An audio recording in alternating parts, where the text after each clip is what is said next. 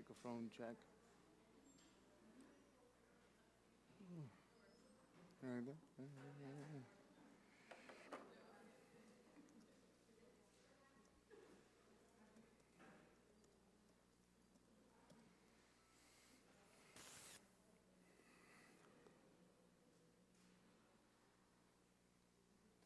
Hermano, que el Señor le bendiga a todo el mundo.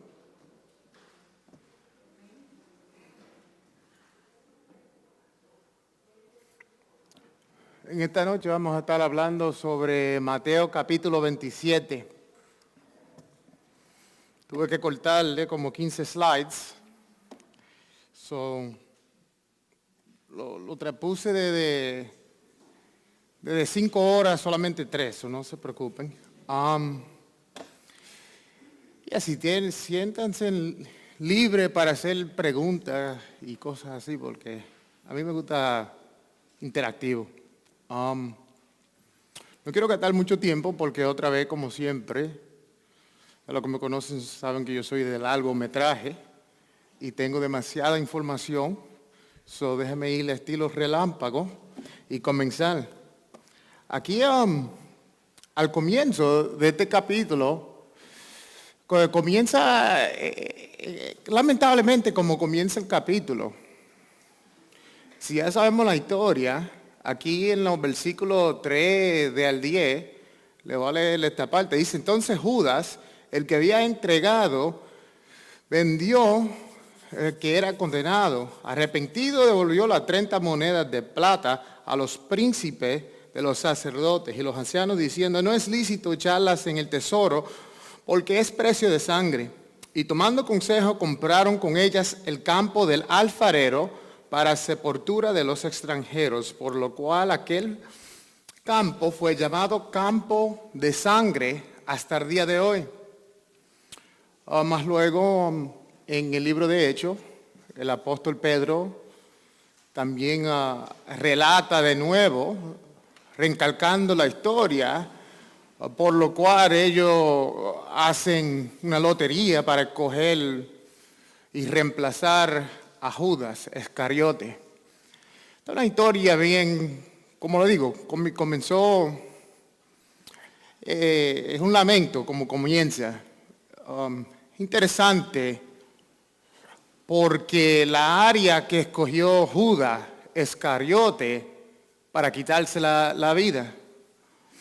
Interesante, si no saben geográficamente la área donde él se mató, él literalmente se mata al cruzar de donde está el templo, en un sitio que en griego se conoce, o en el español le dicen el infierno, el Hades. Bueno, eso es una de las palabras, literalmente lo que se llama Gehenna. Gehenna. Ahí es el sitio a donde Judas decide quitarse la vida. Entonces, cuando las escrituras dice que él se ahorcó, no creo personalmente que él se ahorcó con una soga, sino que hablamos en uno de los relatos, nos dice que se le salieron las tripas o el estómago. Lo que yo creo es que, y vemos lo mismo pasar con el primer rey de Israel, Saúl, que él se guindó sobre su espada, y al guindarse sobre su espada, por lo cual se le salen la parte de adentro del estómago. Ahora, lo encuentro bien interesante el lugar que él escoge para quitarse la vida, porque como le digo, le vuelvo y le relato, él se quita la vida en Gehenna. Gehenna es la palabra más común utilizada en el Brit Hadashah, en el Nuevo Testamento, para la palabra infierno. Ahí es que él se decide quitar la vida, pero no en cualquier lugar. Interesantemente, él se quita la vida en un campo. Es interesante, pero no cualquier campo, sino el campo del alfarero.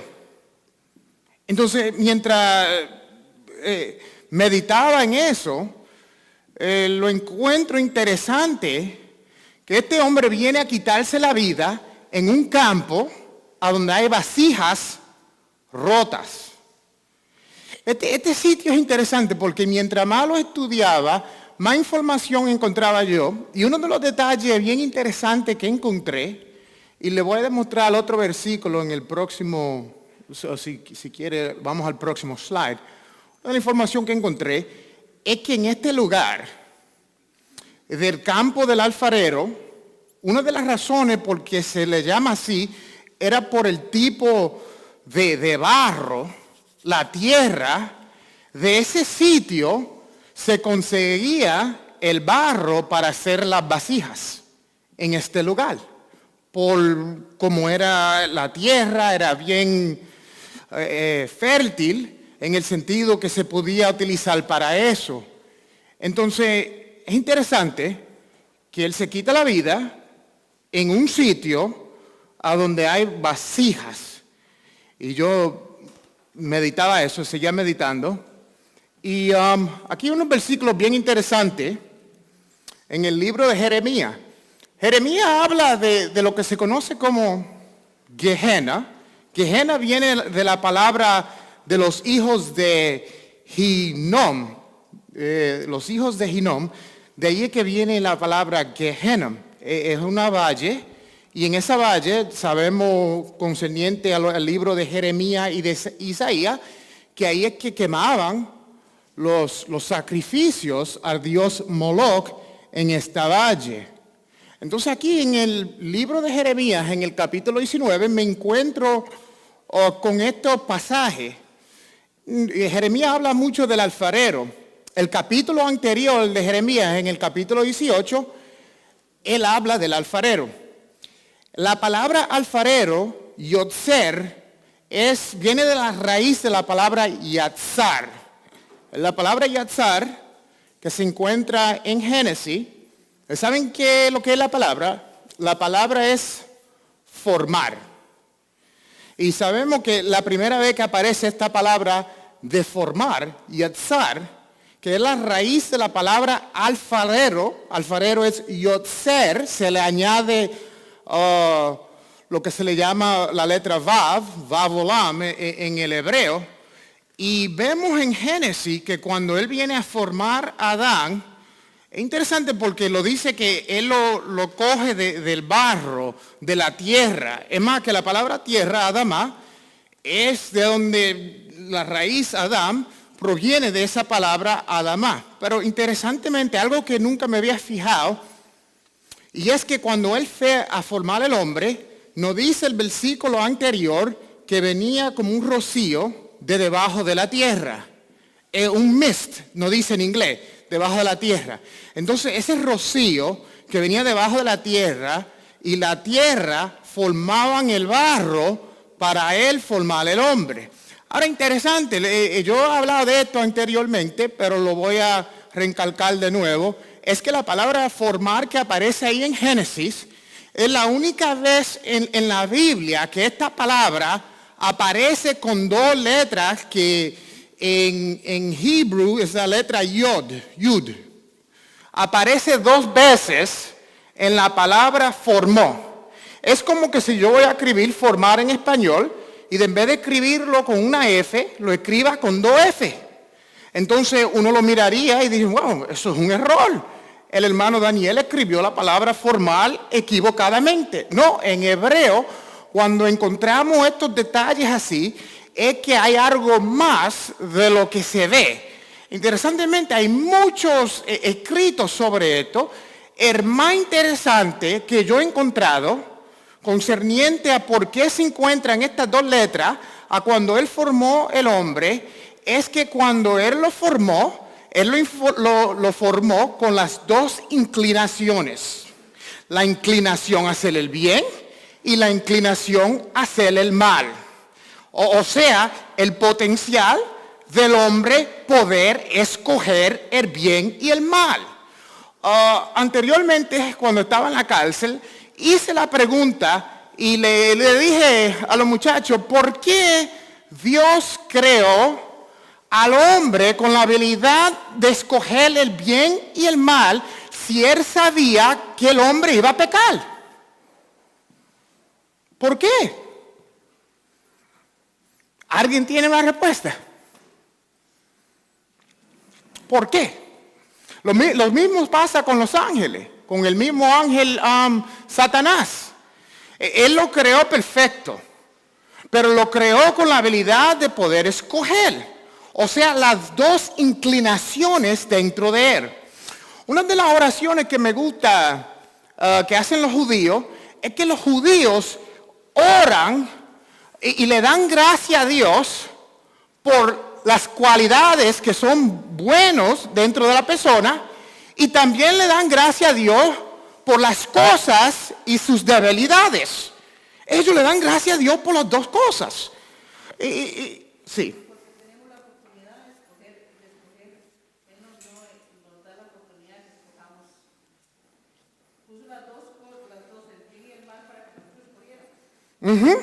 Y interesantemente, ¿qué es lo que hace y qué es lo que proviene de la habilidad de darle a escoger a la persona?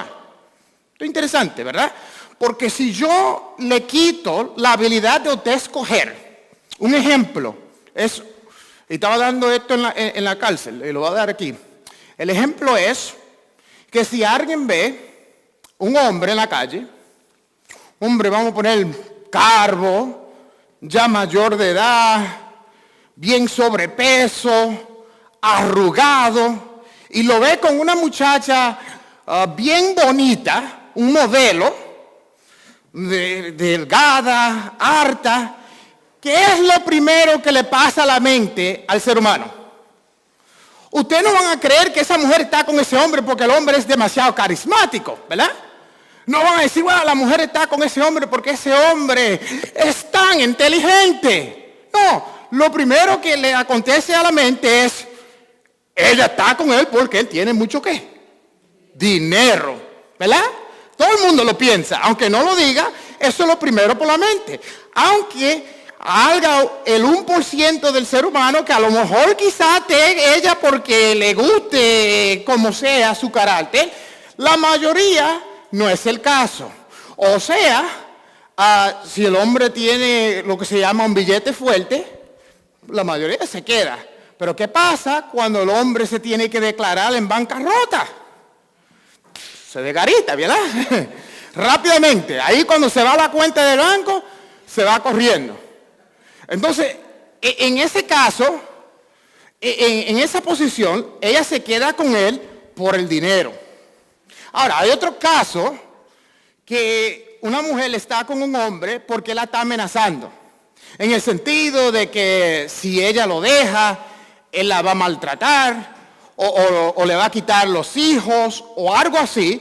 Y pueda que ella esté con su marido solamente por el temor de que él le vaya a hacer algo malo.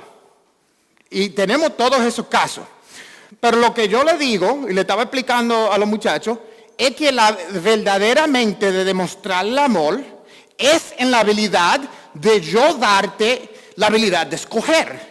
Es como si un hombre verdaderamente ama a su esposa, tengo que darle la habilidad a ella de si no le gusta al hermano Daniel Colón, que se vaya con otro.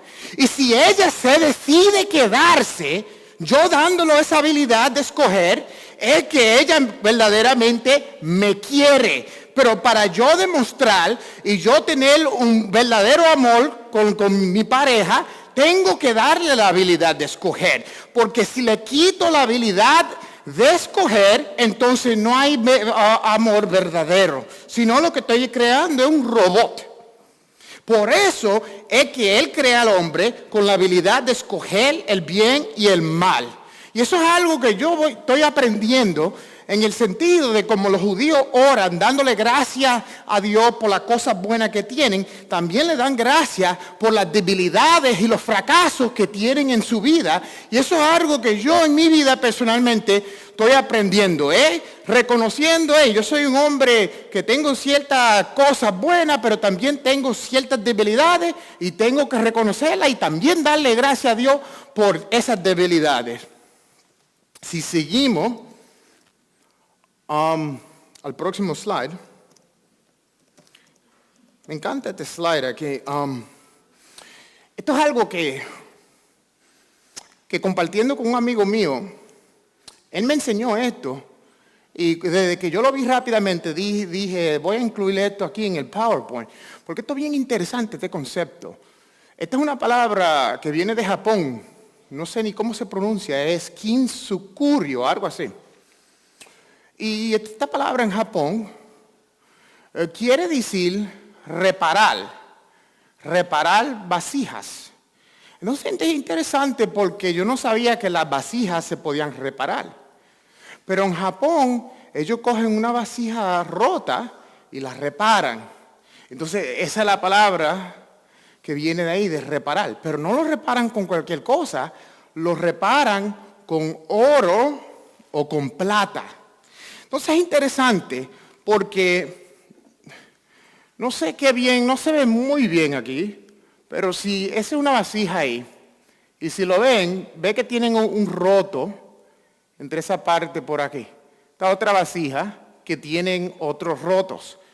No es interesante porque estas vasijas están reparadas con oro.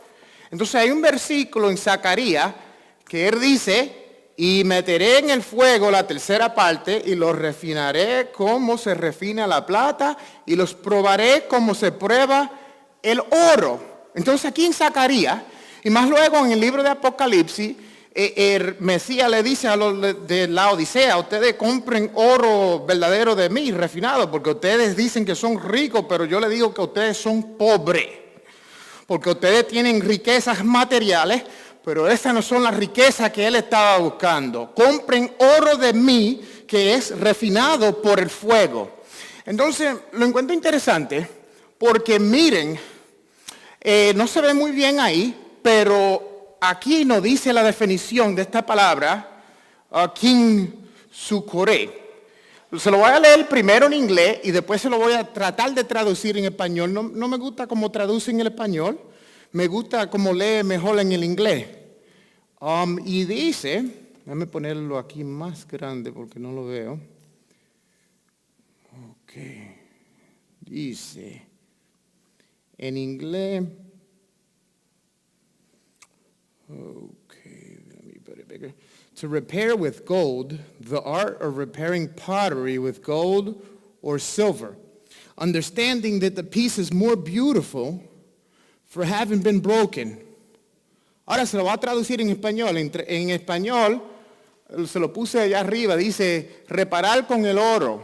En japonés, el arte de reparación de la cerámica con el oro y la comprensión de que la pieza es más bella por haber sido roto o rota.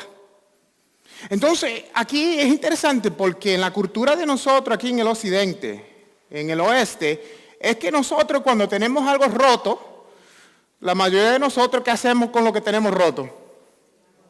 Lo botamos, ¿verdad? Si tenemos algo roto y no lo botamos, tratamos de esconder la parte rota de lo que sea, ¿verdad? Si alguien tiene un hoyo, bueno, lo que va a estar el hermano Fernando allí, que tiene un hoyo, que esa es la moda, no es que estoy, pero él cae bien en Japón, porque en Japón no tratan de esconder las cosas rotas, sino que ellos lo tienen como algo de alta estima. Aquí en la cultura de nosotros, casi siempre si alguien se hace un corte en la cara, se trata de hacer una cirugía especialmente si es mujer, porque el hombre no tanto, si tiene un corte. Pero aquí siempre tratamos de esconder algo que es roto.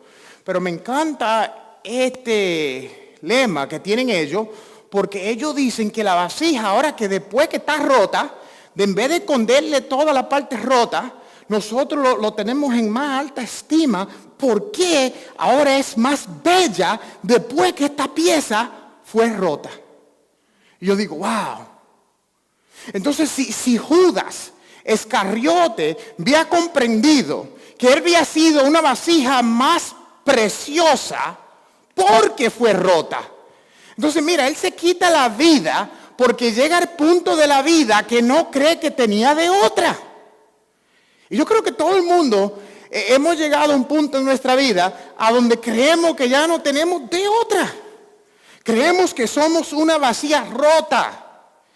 Y por eso lo encuentro interesante que él se mata en el sitio a donde las vasijas están rotas y también en el mismo sitio a donde se conseguía el barro para hacer vasijas.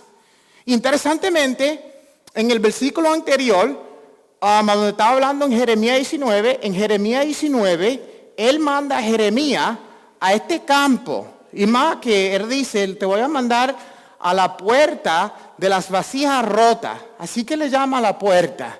Y te voy a mandar a ese campo, Jeremías.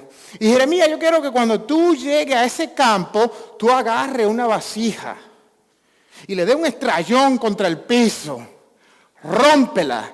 Y dile a Israel, así como yo te rompí, también te voy a arreglar. Eso es lo que le llama a Jeremías. Y lo manda. Ese es el capítulo 19 entero.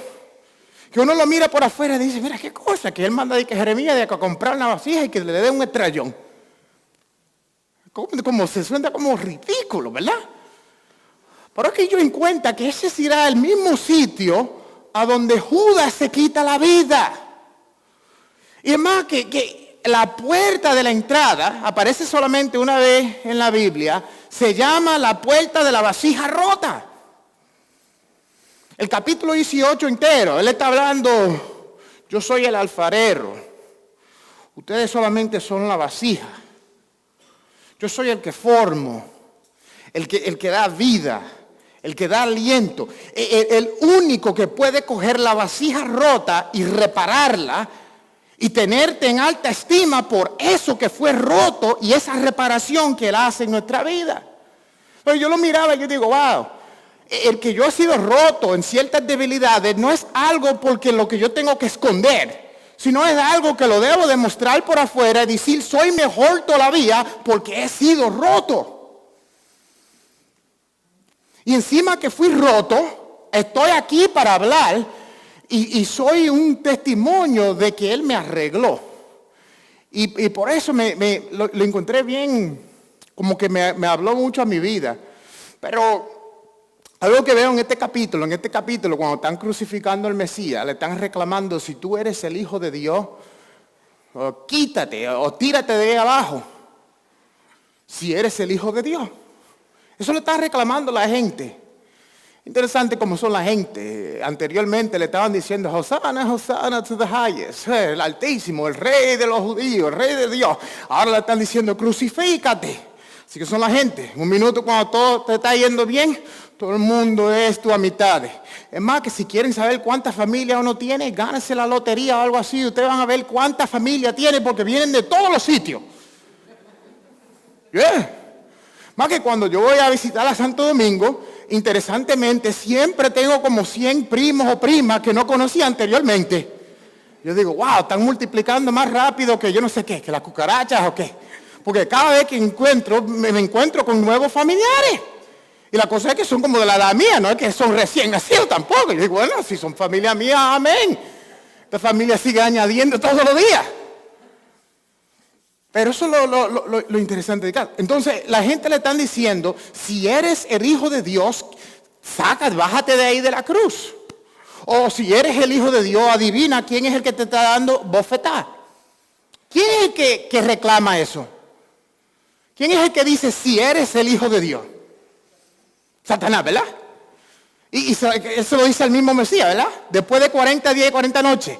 Él no viene el primer día a molestarlo, a fastidiar al Mesías. Él viene después de los 40 días porque Él viene en tu vida, en el sitio donde tú estás más débil.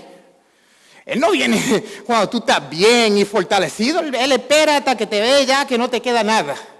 Por eso que la Escritura dice, y solamente el Evangelio de Juan nos relata que Judas fue poseído por el mismo Satanás. Él fue poseído por Satanás. Solamente 2 personajes en la Biblia hablan de ser poseído del mismo Satanás. Judas es uno y el otro se habla en el libro de Apocalipsis que es el anticristo.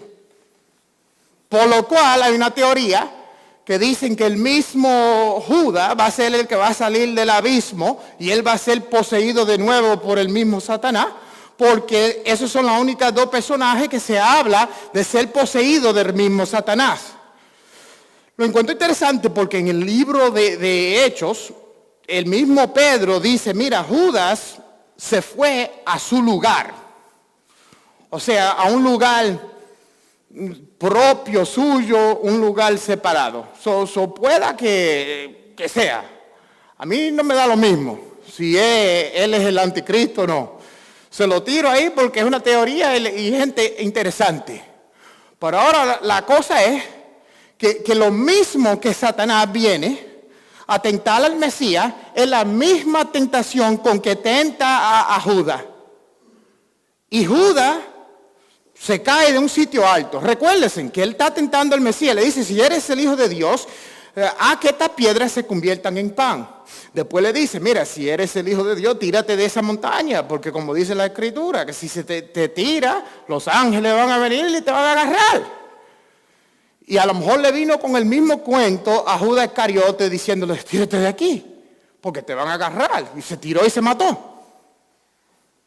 Pero lo encuentro interesante porque así como trata de tentar al Mesías, así podemos ver que las mismas tentaciones están alrededor, en este capítulo que estamos viendo la crucifixión, que no es algo nuevo, es algo que vemos desde el jardín, que en el mismo jardín, la tentación que le dice la serpiente a la mujer es que, mira, si te comes esta fruta vas a ser igual a Dios, conociendo el bien y el mal. Esa es la tentación que él siempre viene. Él viene a tratar de tentarte en una área que ya uno no tiene ni que ser tentado en eso porque uno tiene que tener la seguridad que uno es hijo de Dios. Pero él viene al mismo hijo de Dios a asegurarlo, ¿verdad? Tú eres el hijo de Dios, compruébamelo. Y Yeshua le dice, no tengo que comprobarte a ti porque yo sé quién yo soy fuera de ti.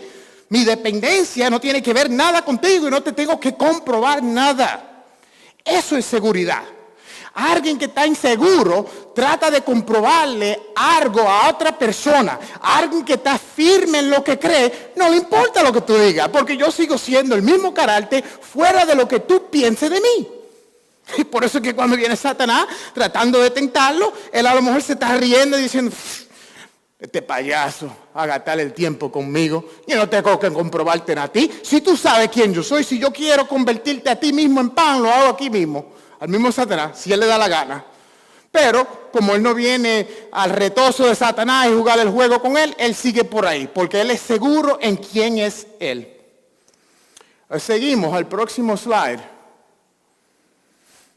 Aquí yo me he hablado de esto anteriormente y vuelvo y lo relato bien rápido. En la crucifixión hay dos hombres o dos personajes que se llaman Barrabás. En algunos de los escritos, de los manuscritos más antiguos, en la palabra de este hombre Barrabás, el nombre de él también es Yeshua Barrabás. Entonces, ¿qué es lo que tenemos? Interesantemente, tenemos dos Yeshua Barrabás ahí. Que la palabra Barrabás simplemente quiere decir hijo de Abba. Bar es la palabra en arameo de hijo y Abba es padre, hijo del padre. Tenemos dos hombres hijos del padre. Qué interesante porque aquí lo podemos ver en Mateo 27, 26 y también lo podemos ver en el día de Yom Kippur que se cogían dos cabritos del mismo tamaño. Es más que nos dice el Mishnah y en el Talmud, en el libro de Yoma, que trataban de conseguirlo, que sean mellizos o gemelos, idénticos, los cabritos, para que sean el mismo peso, el mismo tamaño, todo idénticamente lo mismo. Y aquí tenemos dos Yeshua Barrabás, los dos. Uno es el escapatorio, el otro muere y es crucificado. Así mismo pasaba en el día de Yom Kippur. En el día de Yom Kippur, un cabrito se lo mandaba por el desierto, el otro era muerto y se cogía la sangre y se rociaba por el propiciatorio del arca del pacto.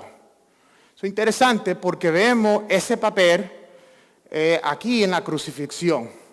Y no tengo la noche entera para hablar de todos los detalles en la crucifixión, pero cada vez que estudio esto alrededor de la crucifixión encuentro nuevos detalles que me fascinan, como todo es calibrado, como todo está en armonía, como todos los moedim, las fiestas, todo vienen concordando con todos los eventos que están pasando ahí mismo. Y déjenme seguir. El próximo slide. En el próximo slide, esto es interesante aquí. Esto es nuevo. Aquí en Mateo 27, en el versículo 32, hablamos de este hombre que se llama Simón. Simón el Cironeo, el Cerineo. Así como lo dijo alguien. Este hombre es interesante, porque el hombre aparece en todos los evangelios, pero no sabemos ni papa de este hombre. Yo lo que sé es que el hombre aparece en los evangelios sinópticos. En todos los evangelios, es más que hasta las películas que hacen aparece este Simón. Este hombre está metido en todo. ¿Quién es Simón? Solamente el evangelio de Marco nos dice que este hombre es el papá de Alejandro y Rufo. ¿A qué me ayuda eso? Yo no sé, nada. Porque solamente sé que el hombre tiene 2 hijos. Pero lo encuentro interesante porque este hombre es conectado con la crucifixión. Y si saben la historia, ya sabemos que el Mesías ya lo habían torturado, ya le habían reventado, el piel se le estaba cayendo. Si leemos el libro de Isaías en el capítulo 50, sabemos que le arrancaron la barba de la cara, le estaban escupiendo en la cara. El hombre ya no tenía más ánimo, no podía ni cargar, aunque yo no creo que estaba cargando una cruz, sino la parte de aquí arriba, como el yugo, que viene siendo como un yugo más o menos. Es interesante que en el libro de Jeremías de nuevo, él pone, Jeremías como que lo pone a hacer mucha, yo no sé si algo lo mira por afuera es como tontería, yo no sé, porque en una ocasión coge al pobre Jeremías, le dice, cárgate este yugo y vete por ahí paseándote por el Israel entero. Y imagínate un hombre caminando por ahí con un yugo por el pueblo hablando que Dios me dice que le diga esto. ¿Este tipo está loco o qué? Pero lo que yo puedo relatar con este hombre es en regresando a Levítico, en Yom Kippur. Sabemos ya que en Yom Kippur se cogían 2 cabritos. La parte interesante de este evento de Yom Kippur, lo tengo subrayado abajo, es que cuando él mandaba el cabrito del escapatorio, dice que lo mandaba por la mano de un hombre. Algunas traducciones dicen destinado, algunas dicen un hombre en forma. Así es lo que dice para Yom Kippur. El Mishnah y muchos escritores de los judíos dicen que lo mandaba a mano de un gentil. Entonces, sabemos que los romanos cogen este hombre. ¿Por qué lo cogieron? Porque eran hombres a lo mejor débiles. A lo mejor vieron a este tipo ahí mirando, un hombre fuerte, de músculo, y dijeron, ven acá, ven acá y ayuda a este pobre hombre. El hombre, a lo mejor pasando por ahí, no tenía que ver nada con el problema, ya lo volvieron parte del asunto. Pero interesante porque creo que ese hombre cae en este acto que se hace aquí en Levítico 16:21, donde te dice que vas a coger el escapatorio y lo vas a literalmente mandar en la mano de un hombre en forma. Así que te dice. Y la palabra solamente aparece más que una vez en el Tanakh. Entonces, la palabra yo mirando, no tengo ni otro versículo con qué retalar qué es lo que quiere o relatar qué es lo que quiere decir esta palabra, pero literalmente la palabra quiere decir un hombre en forma. Yo diría, pero ¿qué importa si el hombre está en forma, si el hombre está gordo, flaco? ¿Qué es lo que importa si el hombre solamente va a cogerle el escapatorio y lo va a mandar por ahí por el desierto y lo van a derrumbar y tirarlo para que se caiga para abajo, se derrumbe y se rompa el pescuezo? Porque el temor de los israelitas es que si este escapatorio cabrito sigue vivo, el temor es que los pecados de ellos no van a ser redimidos. Porque interesantemente, mirándolo y analizándolo, el cabrito que quitaba los pecados o los redimía, no era el que moría, sino era el escapatorio. Que para mí es como al revés. Porque el que se mantiene vivo es el que quita el pecado, y el pobrecito cabrito que lo matan y lo degollan y le rocian la sangre, ese no quita ni papa. Pero la cosa que siempre me ha encontrado interesante es que lo mandan por la mano de este hombre. No dice que el hombre es levita, no te dice nada. Por eso que algunos de los escritores o midrashes concernientes dicen que es un gentil. Que lo mandaban en manos de un gentil porque no dice que es levita, solamente lo dice que es un hombre en forma. Y ahí es que yo creo que viene este Simón. Porque recuérdense que el relato es que está Pilato, está aquí, y tiene dos cabritos, dos Yeshua Barrabás. Uno lo manda a la sentencia de muerte, el otro lo manda a que se vaya por ahí. Entonces, viene este hombre que se llama Simón, que es un gentil, y le carga la cruz. Ahí que yo creo que él cae en ese hombre en forma que siempre se ha leído en Levítico 16 y como que no cae en cuenta con lo demás, porque es lo que tiene que ver este hombre, de que aparece y por qué lo mencionan. Entonces vamos a seguir al próximo slide. Aquí tenemos a Pilato, que sabemos que él se lava las manos y dice, bueno, la gente dice crucifícalo, que su sangre sea sobre nosotros, y si eso no es suficiente, los bárbaros dicen, y sobre nuestros hijos. ¿Mira qué cosa? Una cosa que se incluyan ellos mismos, ¿verdad? Y que ellos se maldigan ellos mismos. Pero no, ellos no lo encuentran suficiente con maldecirse ellos mismos. Ellos le dicen, que su sangre sea sobre nosotros, y incluyen a su propio hijo, que no tiene que ver nada con el asunto. Una cosa que yo le recomiendo a alguien, que si se va a maldecir, o se va a hacer algo, hágaselo usted mismo, pero no incluya a su propio hijo y su nieto. Este bárbaro dice que no sea sobre nosotros y sobre nuestros hijos, sin sus hijos tener que ver nada con eso. Mira si son bárbaros, que esos son que si se van a llevar a alguien, se llevan a todo el mundo, porque no están conformes con llevarse a ellos mismos, sino que quieren llevar a todo el mundo. Entonces Pilato se lava las manos. Sabemos que aquí en Deuteronomio 21 dice, y cuando encuentren un cuerpo muerto y no sabe de dónde apareció este cuerpo, aquí en Deuteronomio 21 nos dice, y todos los ancianos en aquella ciudad más cercana al muerto lavarán sus manos sobre la becerra degollada en el valle. Entonces sabemos que en Deuteronomio, cuando encuentran un cuerpo muerto, no sabe de dónde pertenece el cuerpo, van a venir, van a hacer este acto, se van a lavar la mano, reconociendo que son inocentes de la muerte de ese cuerpo que encontraron en el piso.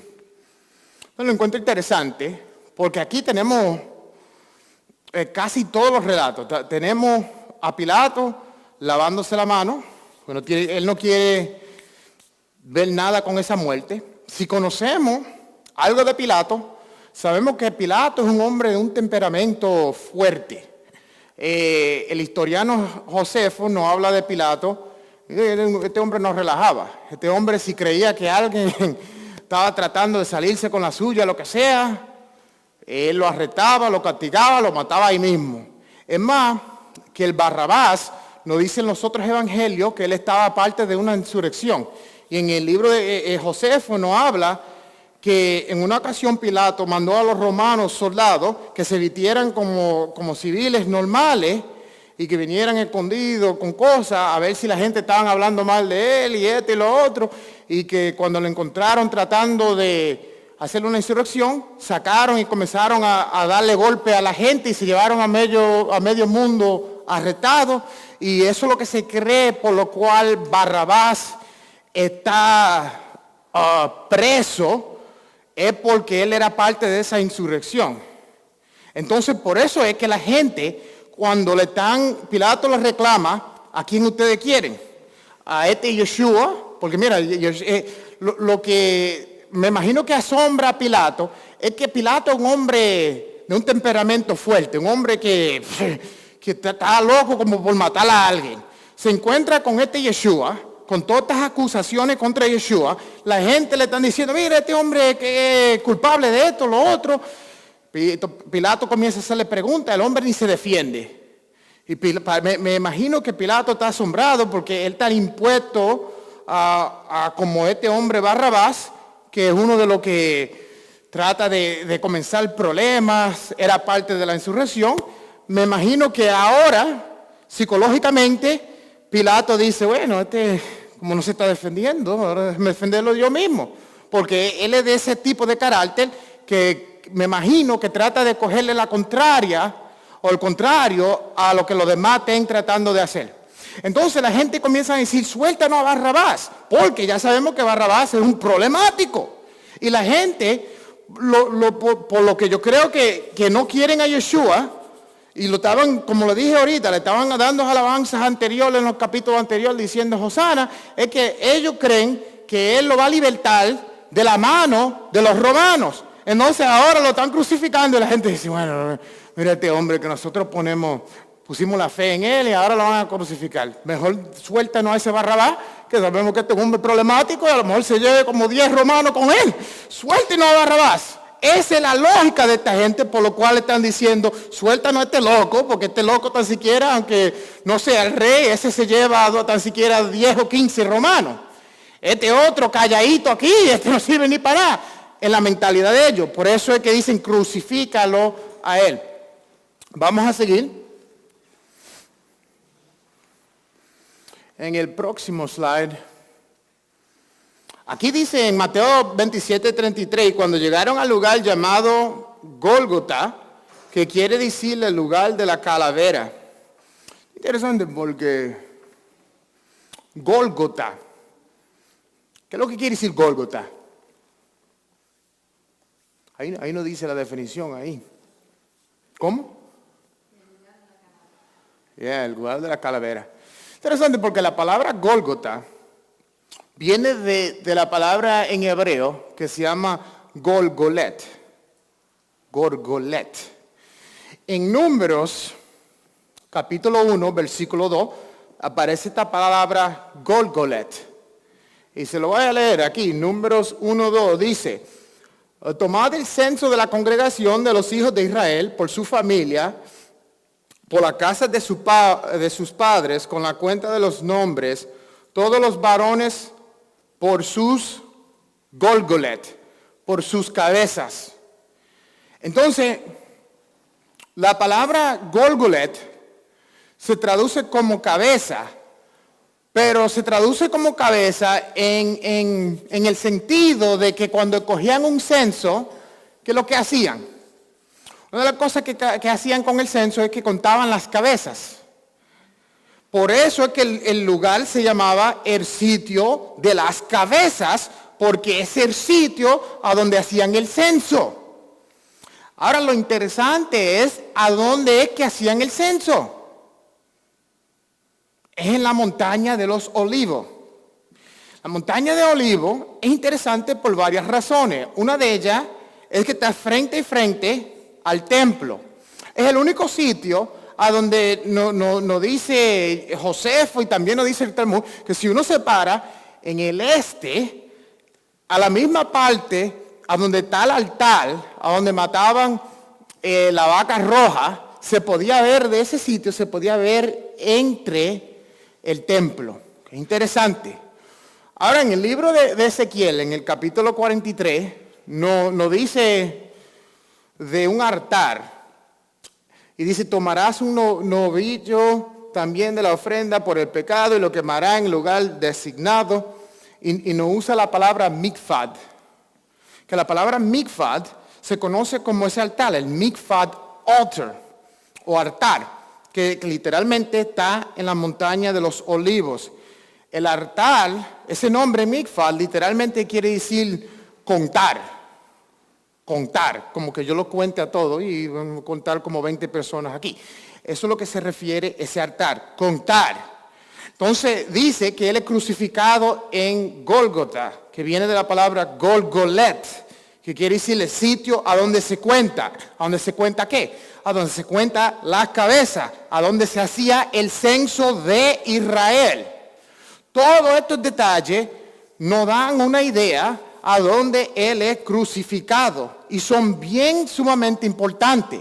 Hay gente que dice que el sitio se llama Gólgota porque la montaña se parecía como una cabeza. No, aunque hay un lugar que si uno va a Israel dice, mira, ahí se parece, uno de lejos puede ver una cabeza. No, el lugar no se llamaba el lugar de la cabeza porque se parecía como una cabeza, sino era el lugar a donde hacían el censo de contar las cabezas. Por eso que la palabra es Golgolet en hebreo.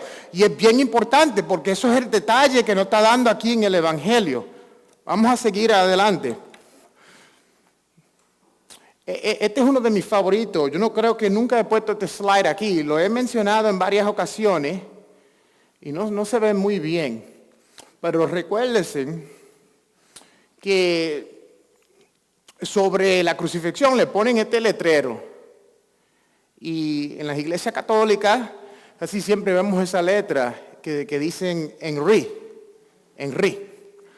Recuérdense ¿qué es lo que dice arriba? ¿Qué es lo que pone arriba de la cruz? ¿Qué es lo que dice?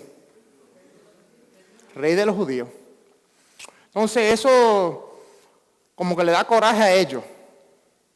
Y uno de leerlo rápidamente, a lo mejor dice, bueno, ¿por qué le está dando tanto coraje? Porque no es porque le pusieron eso, porque eso se lo hicieron los romanos como en forma de broma, ¿verdad? Oh, mire, ustedes tienen un rey, mire, aquí le entrego su rey, el rey de los judíos.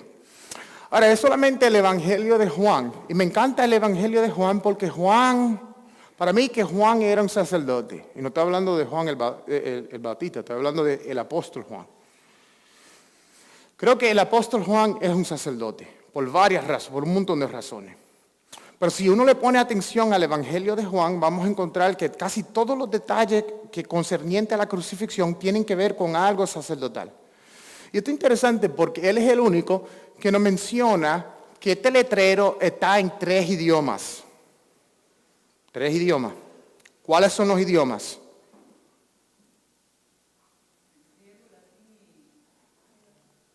Y hebreo. Por eso es que alguien que me diga a mí que hablaban arameo en ese tiempo, no lo creo. Porque si hablaban arameo, ¿por qué no pusieron el letrero en arameo? La razón por qué le pusieron en latín, griego y hebreo, ya sabemos los idiomas que hablaban. Porque hay gente que trata de decir que el Mesías hablaba arameo, aunque yo creo que él sabía el idioma arameo, eso no lo estoy negando. Pero que se escribió en arameo y estaban hablando arameo, no, yo creo que estaban hablando hebreo. Por eso que el letrero está en hebreo. Pero es interesante que solamente en hebreo tenemos este fenómeno que está aconteciendo aquí. En hebreo, literalmente dice Yeshua HaNatzari Vemelech HaYehuda. Yeshua HaNatzari Vemelech HaYehudim. En hebreo, y no se ve muy bien aquí, por eso que tengo esta luz. Esta luz me llegó hoy de China. La ordené, la ordené hace un mes atrás y me llegó hoy. Y yo preocupado que no me iba a llegar la luz, porque yo digo, sin esta luz y no puedo darte enseñanza. Y la cosa fue que yo y mi esposa fuimos a China, y estaba yo con otros amigos que conocí de la California, y estaban ellos entusiasmados por comprar una luz así. Y la que compramos en esa época era con una luz verde, que esa era tan fuerte que yo creo que le puedo dar hasta un avión afuera. Y yo loco buscando esa luz, no la encontraba. Y lo último fue que tenemos que ordenar otra de China, y me llegó esta hoy, que es roja, no es verde como quería. Pero si podemos ver, no se ve muy bien, pero lo tenemos en amarillo, como un color oro. Dice Yeshua HaNatzari Vemelech HaYehudim. Yeshua, rey de los judíos. En hebreo, si ponemos las 4 letras del comienzo de eso, forman esas 4 letras, si la pueden ver, Yud, Hei, Vav, Hei, ahí en la crucifixión, ahí mismo, si lo ven. ¿Y qué es lo que quiere decir Yud, Hei, Vav, Hei? El nombre, el tetragrammaton, el nombre sagrado de Dios. El nombre Dios, el nombre que se pone en letras grandes en inglés, Lord. El nombre que se conoce como Yahweh o Jehová. Lo podemos ver ahí en la crucifixión, ahí mismo, las 4 letras. Y es interesante porque se lo he mencionado en otras ocasiones, y se lo menciono si no lo habían escuchado, es porque cuando en el día de la Pascua, cuando se recuerdan que solamente los hombres de 20 años para arriba tenían que ir. Las mujeres podían ir a Jerusalén si querían. Pero como habían tanta gente, Josefo nos dice que había un promedio de 2 millones de personas, hombres, que venían a celebrar la Pascua. Todo el mundo venía y compraban unos letreros de bronce, de plata, y le ponían el apellido de la familia. Porque recuérdense que los corderos tenían que tenerlo por 4 días. ¿Verdad? Comenzaban, el día de la Pascua comienza en el día 10. Compraban un cordero. Si estamos en esos tiempos, yo voy y no me llevo a Arely, dejo a Arely aquí botada en los Estados Unidos, me voy yo solo para Jerusalén. Y compro yo un cordero y compro un letrero al cordero y le pongo Familia Colón. ¿Por qué? Porque ese cordero representa a la familia Colón.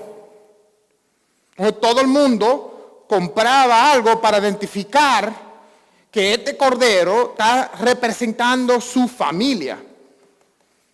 Que es interesante que aquí Yahweh está identificando a su familiar ahí mismo. Por eso es que los fariseos, los que están alrededor, los saduceos, están alarmados y están con coraje y dicen, quiten ese letrero ahora mismo. ¿Por qué? Porque ellos están viendo que el nombre sagrado de Dios está apareciendo ahí. Interesantemente, que me imagino que los romanos lo están haciendo en broma. Los romanos ni entienden lo que están pasando. Pilato dice, mira, lo que yo hice, ahí se queda. Ustedes chávesen ya. Yo no voy a bajar ese letrero de ahí. Ellos, baja el letrero ahora mismo. Porque ellos están viendo que tiene el nombre sagrado. Ellos lo están viendo como una bofetada. Pero me imagino que, como dije ahorita, los romanos no tenían idea ni de lo que estaba aconteciendo. Los fariseos están, bajen el letrero, voceándole a Pilato. Y Pilato, esta gente es tan loco. Primero me dicen que lo crucifiquen y ahora quieren que le baje el letrero que yo le puse arriba. Porque cuando crucificaban a alguien en Roma, le ponían un letrero y encima del letrero le ponían por lo cual lo crucificaban.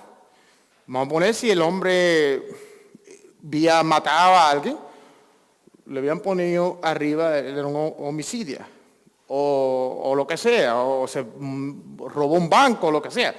En el letrero le ponían arriba, ¿por qué? Que lo están crucificando. Yeshua, recuérdense, no tienen nada por qué verdaderamente crucificarlo. Entonces, ¿por qué que lo están crucificando? Por eso mismo, porque él mismo se declaró ser el Hijo de Dios. Recuérdense que cuando le estaban preguntando, ¿tú eres el Hijo de Dios? No contestaba.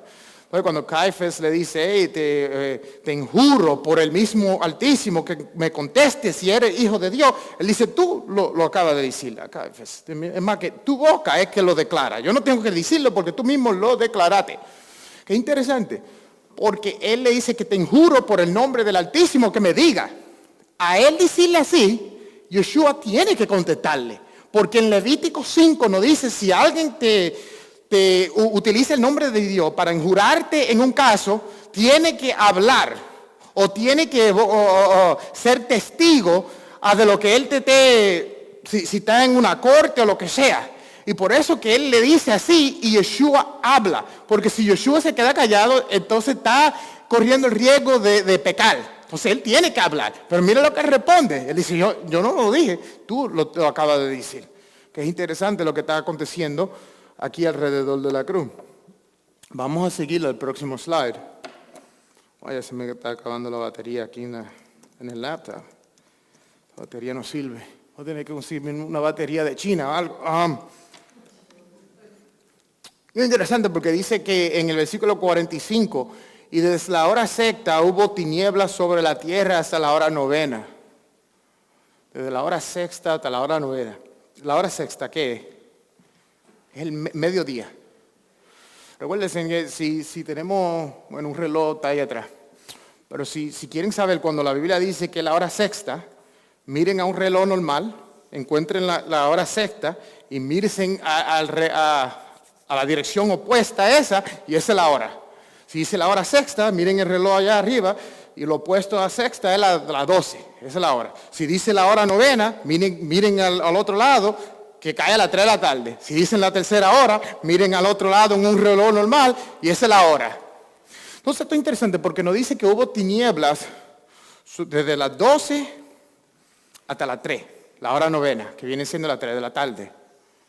Y es el profeta Amos en una profecía que nos habla de este fenómeno, este evento, que dice, no se estremecerá por la tierra, no llorará todo aquel que habite en ella y subirá toda como un río y será arrojada y se hundirá como el río de Egipto y acontecerá en aquel día, dice el Señor Yahweh, o Jehová, que haré que se ponga el sol, aquí está, al mediodía y la tierra cubriré de tinieblas en el día claro.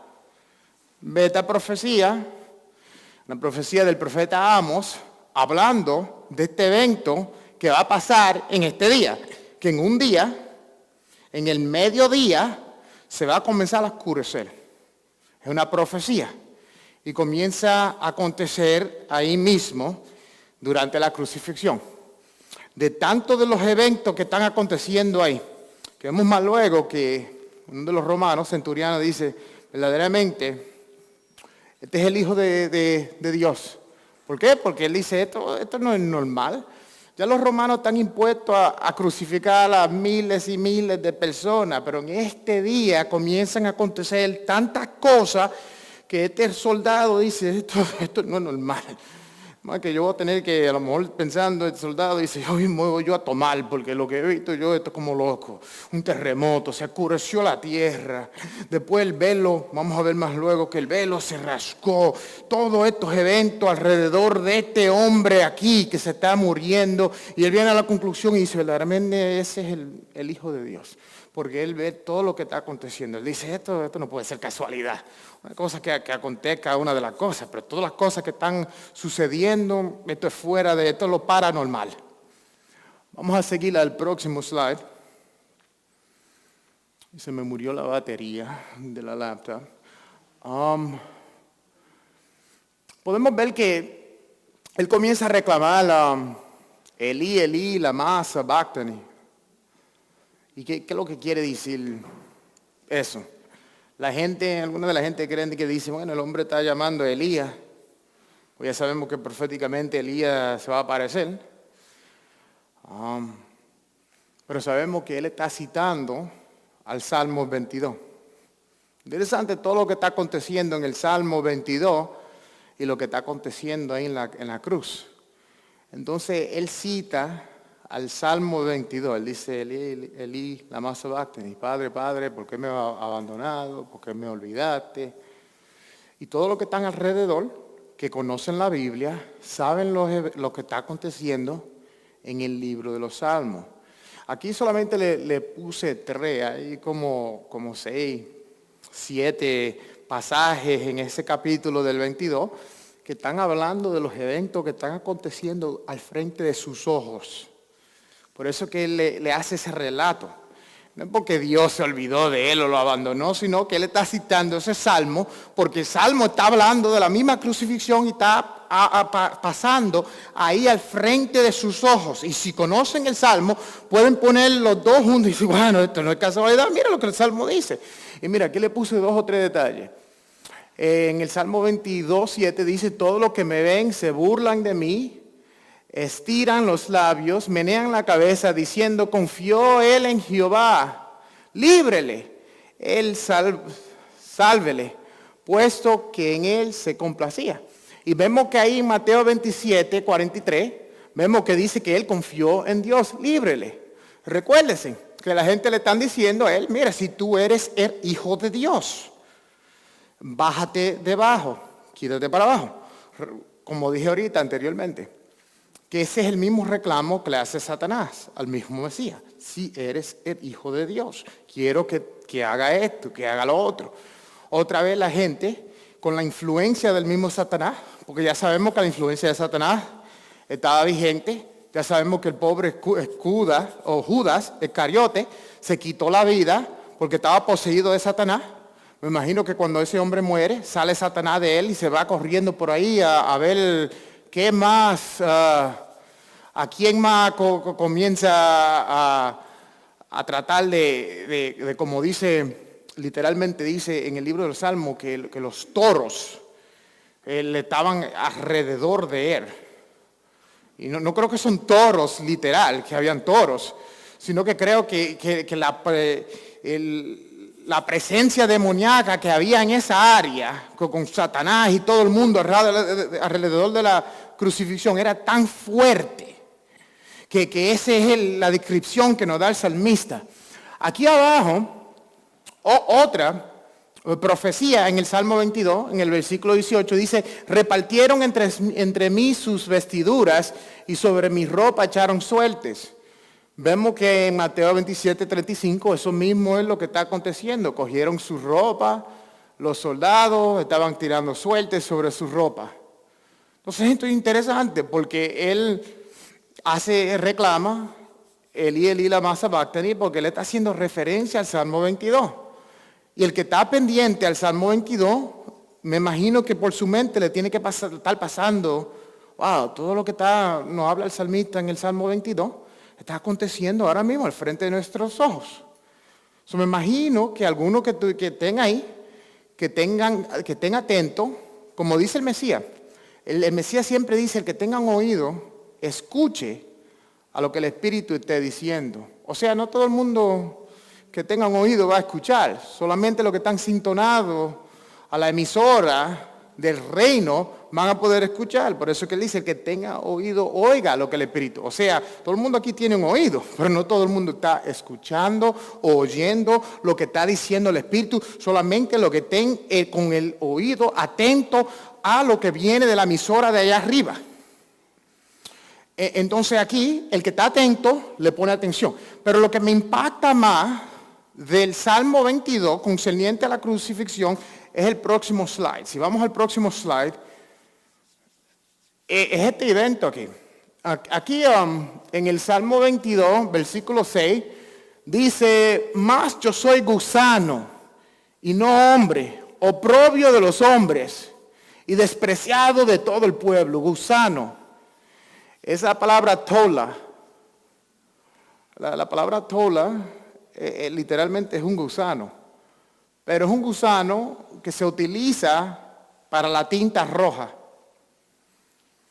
Que esa tinta es una tinta que solamente el que tenía dinero o alguien que era un rey real tenía acceso a esa tinta, porque es una tinta que se usaba los colores para el velo, para la ropa sacerdotal.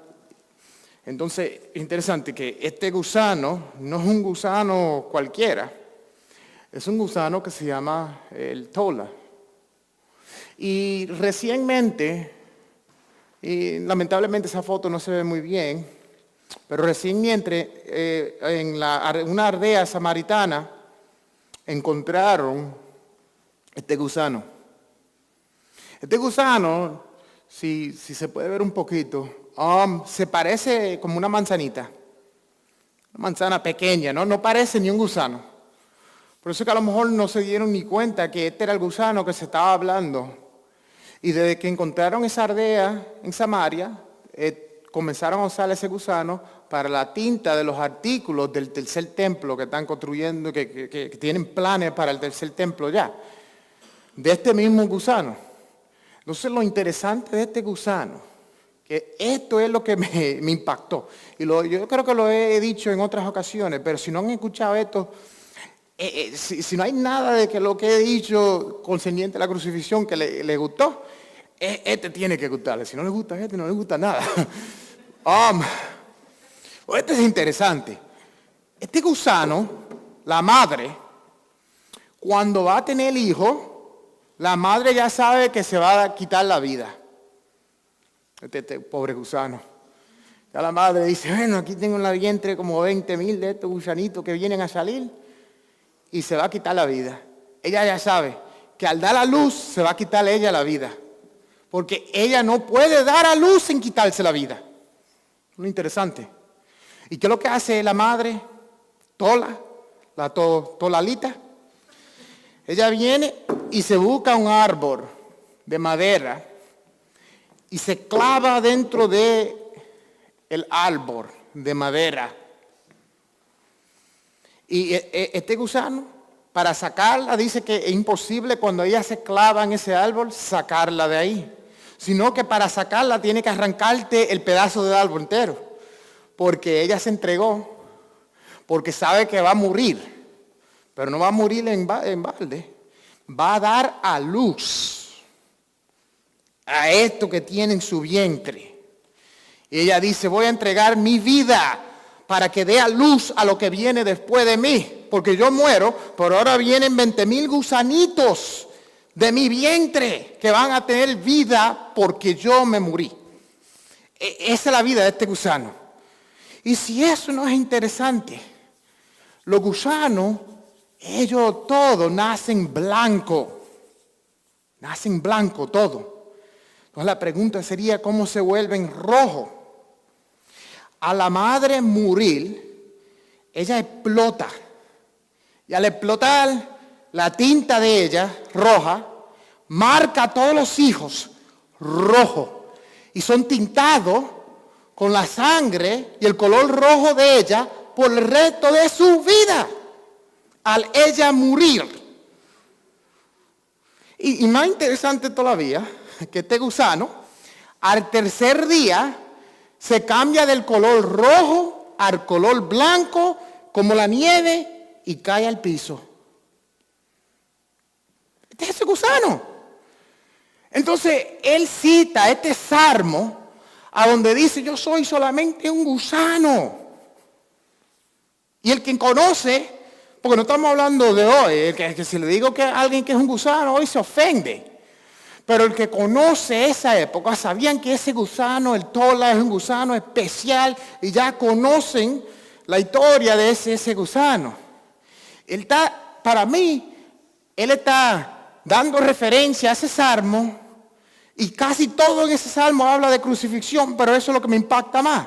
La vida de este gusano, de esta madre, sabiendo lo que simboliza su muerte.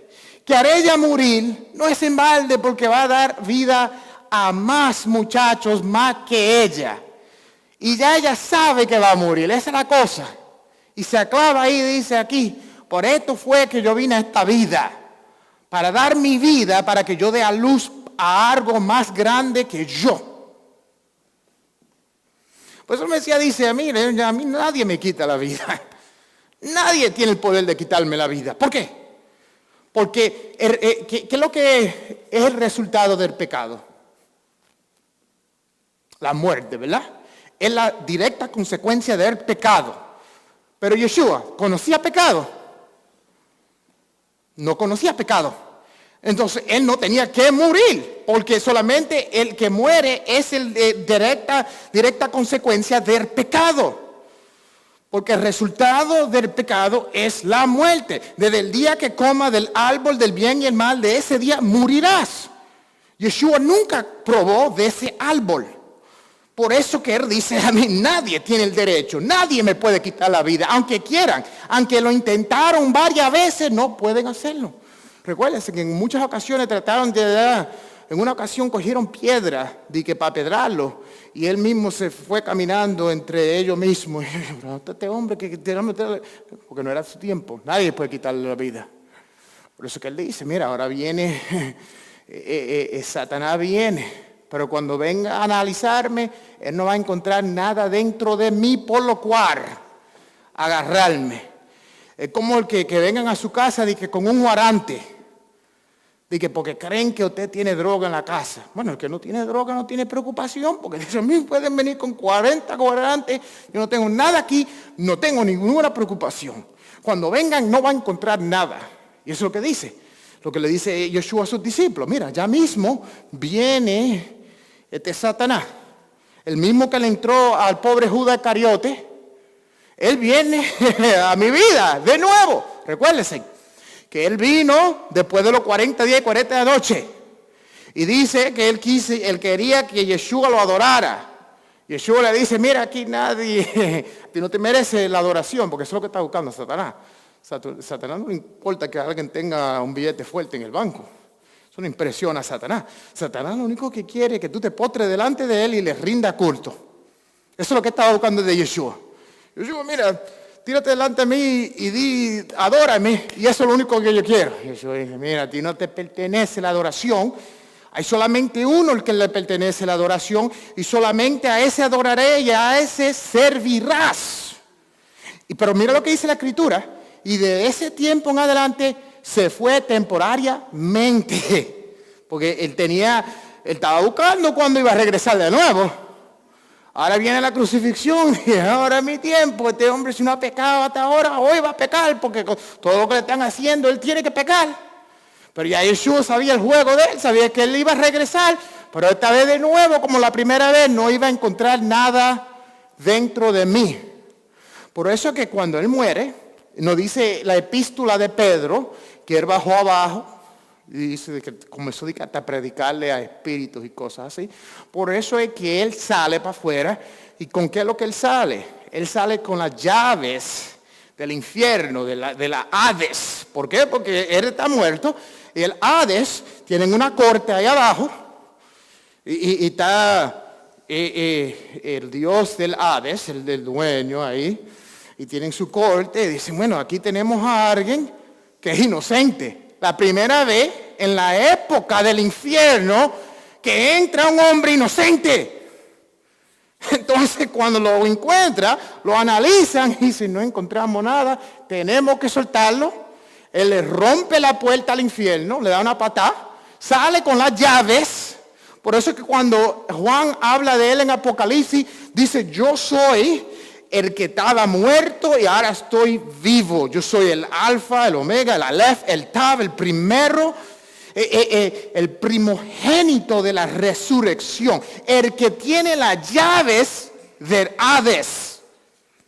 Porque él bajó abajo inocentemente, no sabían qué hacer con el hombre y tuvieron que soltarlo porque no tenían prueba de nada y primera vez.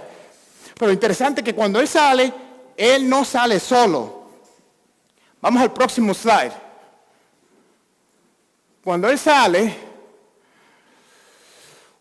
me adelanté. Como siempre, me adelanto.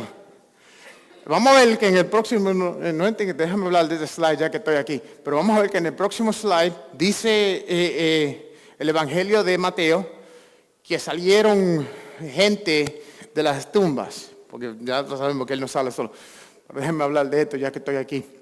Es interesante porque, como lo dije ahorita, el velo del templo se rasgó. ¿Y qué es lo que simboliza el velo? El escritor de los Hebreos nos dice que que el velo es la piel de él, ¿verdad? Que cuando lo traspasaron así por la piel, él da el simbolismo y puede ser posible que pasaron a la misma vez que cuando lo traspasaron aquí con la espada, el velo del templo se rascó a la misma vez. Y dice el escritor de los Hebreos que el velo simboliza la piel de él. Por eso que para mí es interesante, porque el velo es su piel. Al traspasarle aquí en el lado, se rasca el velo del templo a la misma vez. Pues interesantemente porque aquí tengo una cita de Segunda de Reyes, en el capítulo 2. Y sabemos la cita. ¿Se recuerdan que este hombre que se llama, han escuchado el nombre de Elías? ¿Hay alguien aquí que no ha escuchado de Elías? Saben que Elías era un hombre de Dios y Elías era tan cercano a Dios que Dios mandó su carro personal a recogerlo. Mira qué cosa.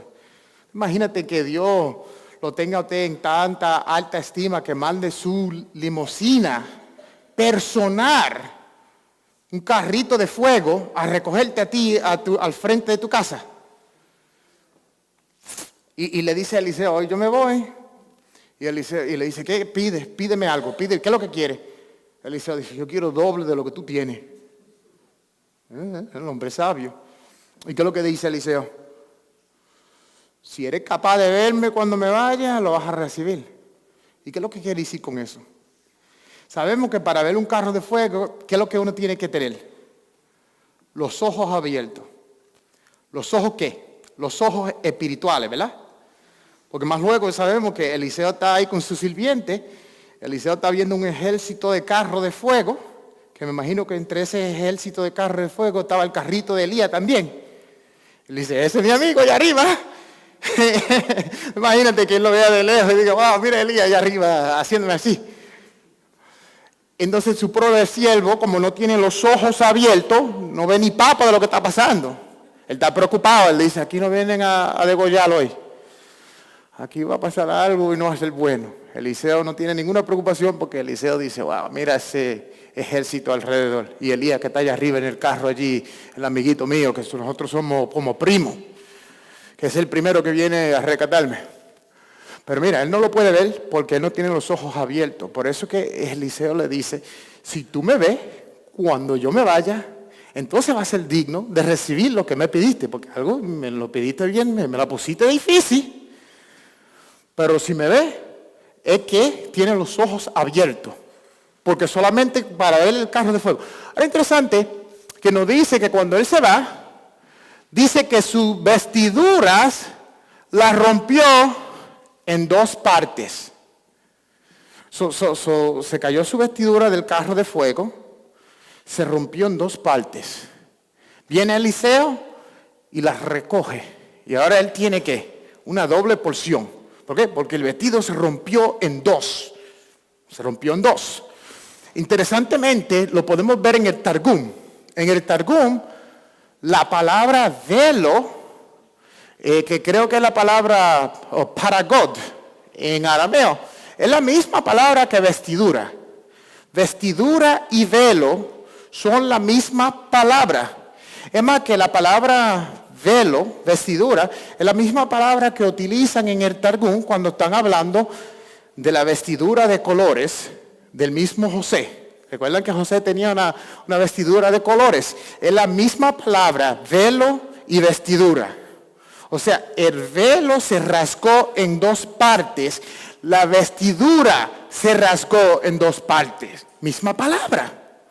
Recuérdense, ¿qué es lo que simboliza cuando alguien se rasca su vestidura? Sabemos que pasó, en este mismo capítulo pasa, o en el capítulo anterior, con el mismo Caifás, que dice que se rasgó su vestidura, ¿verdad? ¿Simbolizando qué? Simbolizando un término a su ministerio.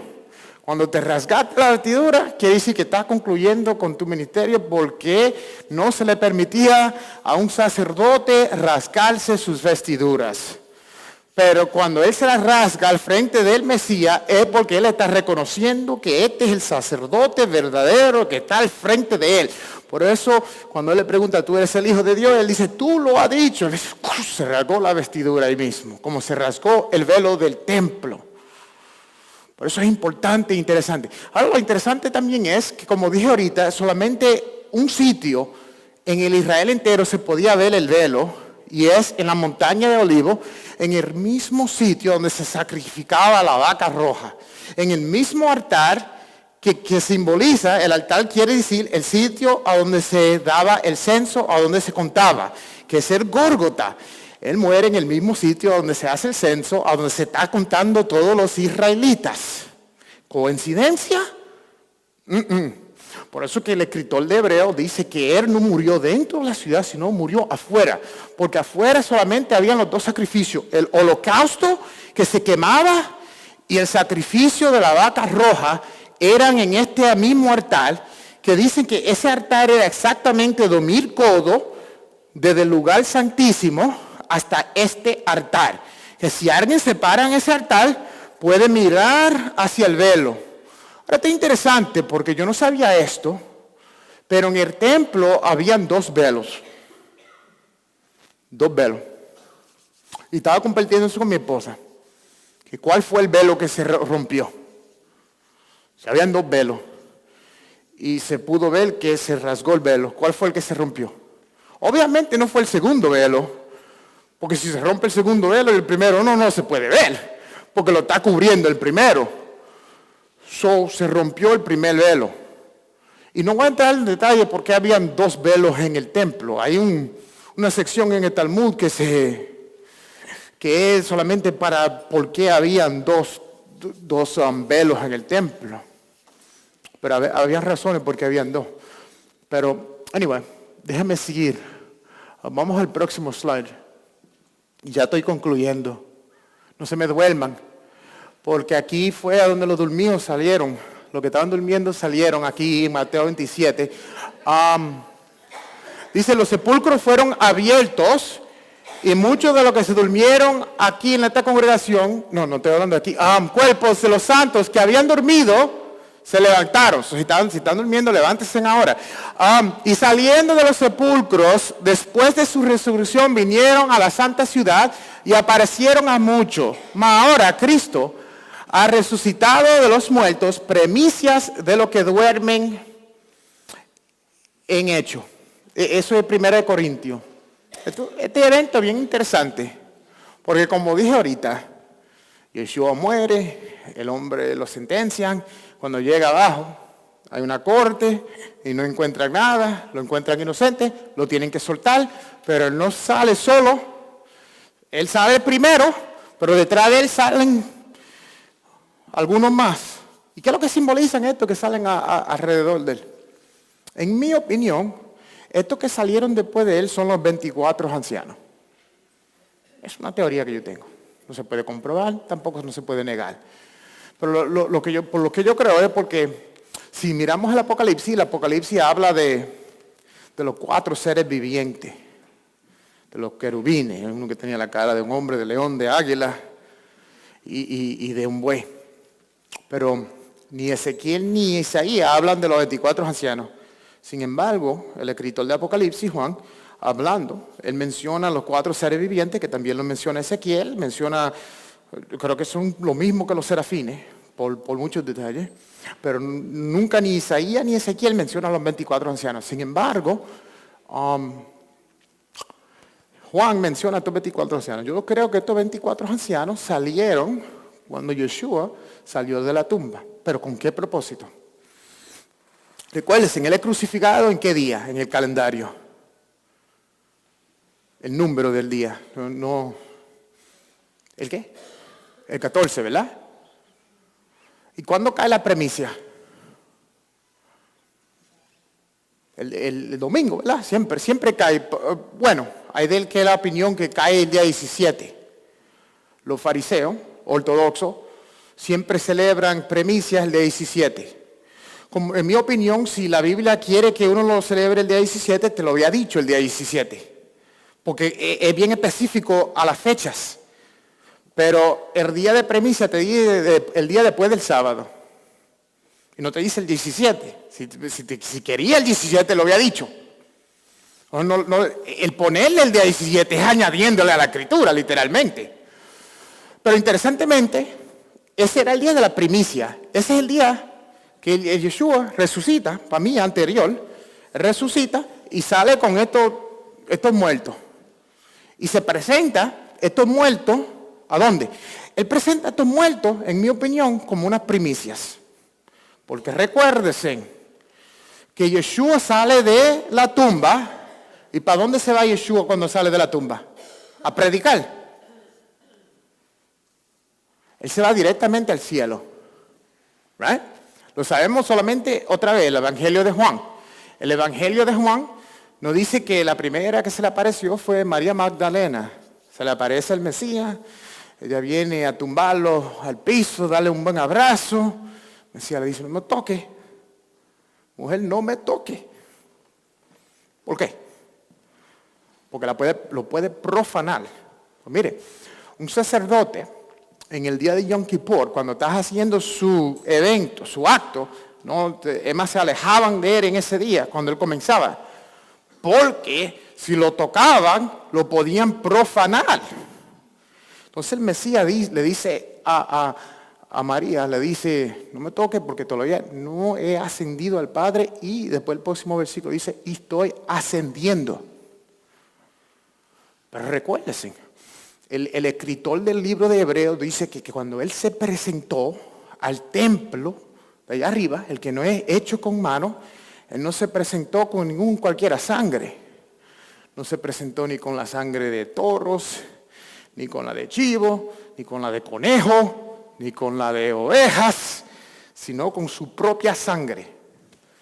Pero recuérdense que Deuteronomio 16:16 dice que cuando uno entra al templo tiene que llevar un regalo, ¿verdad? No puede venir con la mano a un palacio de un rey vacío.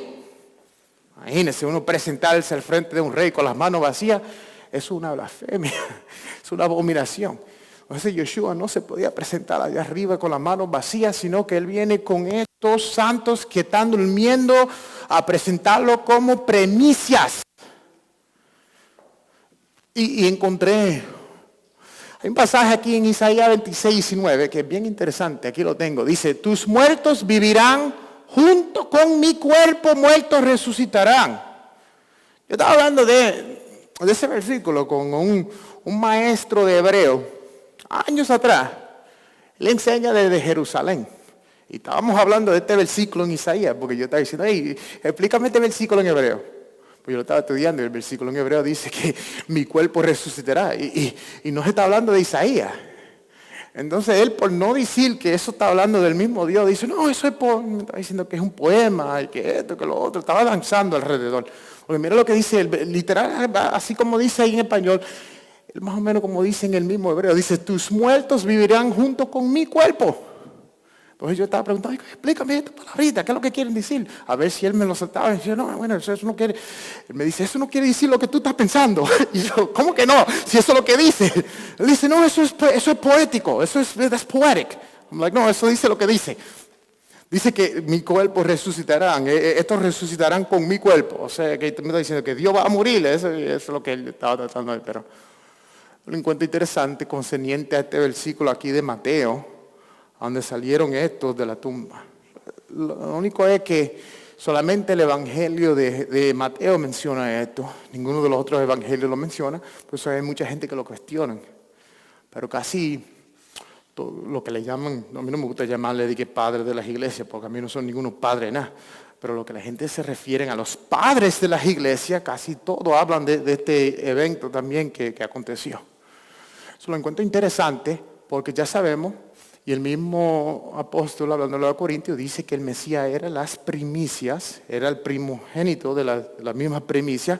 Sabemos que la primicia, uno venía con las primicias y se la presentaba. Interesantemente, ¿a dónde conseguían las primicias? La montaña de los olivos. Conseguían la primicia. ¿Cómo marcaban las primicias? Las marcaban con una soga roja. Ponían las sogas rojas alrededor de las primicias. Y eso era lo que presentaban. ¿Para qué? Para dedicar la finca entera.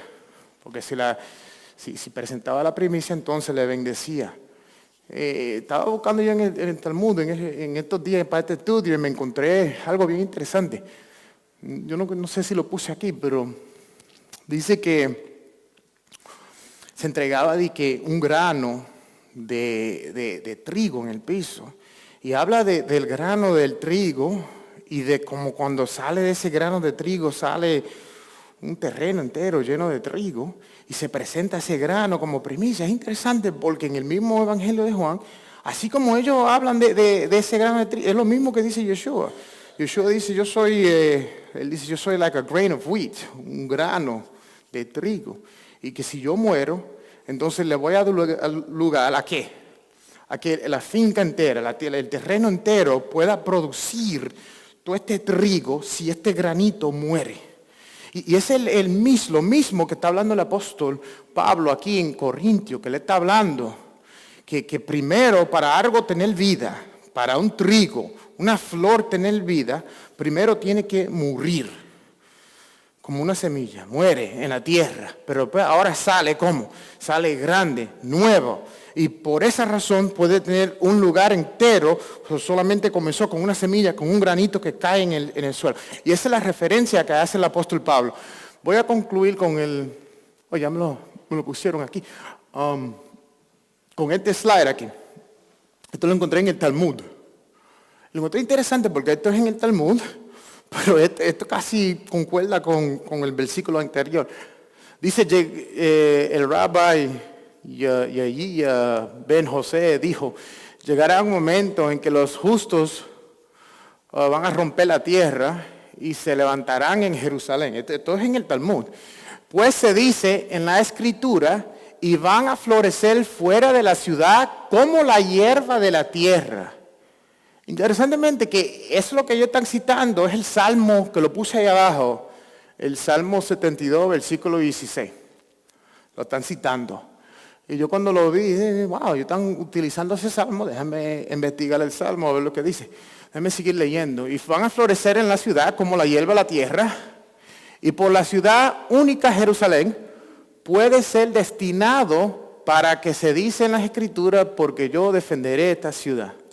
Esto lo traduce yo en español, a veces cuando se traduce de un idioma al otro como que pierde un poquito el ritmo, pero esta es la cita que ellos están citando. El Salmo 72, versículo 16, dice, será echado un puño de grano en la tierra, en las cumbres de los montes, su fruto hará ruido como el Líbano, y los de la ciudad florecerán como la hierba de la tierra.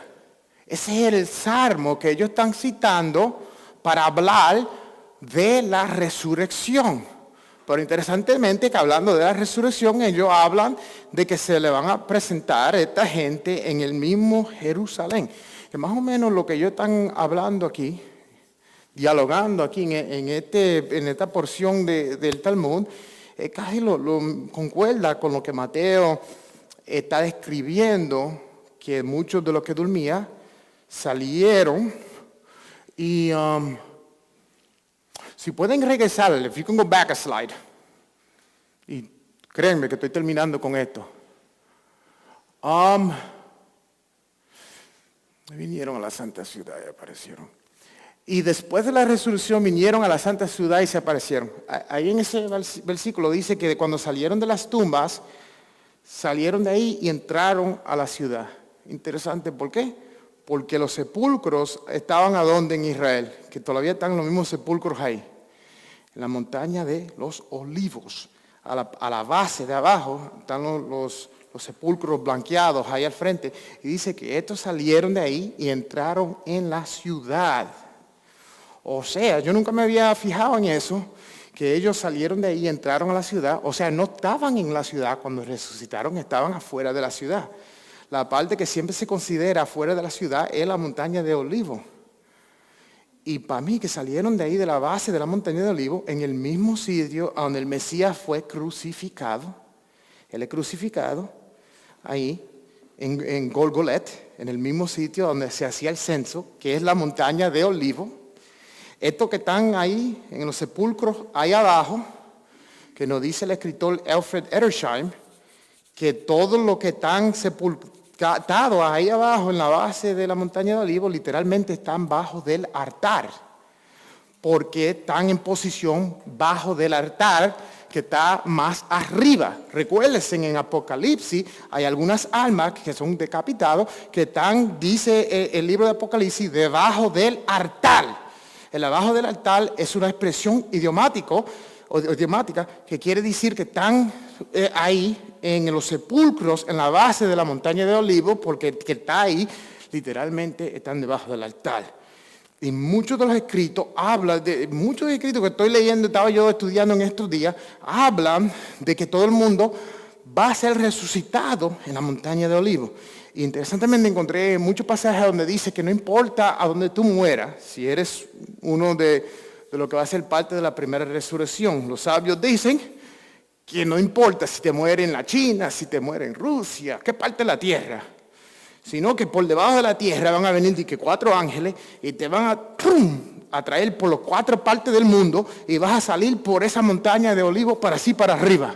Que no importa en qué parte, que de las 4 esquinas, como quiera donde muera, vas a salir por ahí debajo de esa montaña.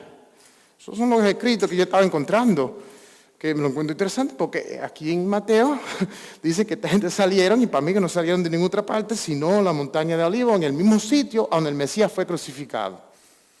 Que Dios le bendiga. Si tienen alguna pregunta, hágasela al pastor.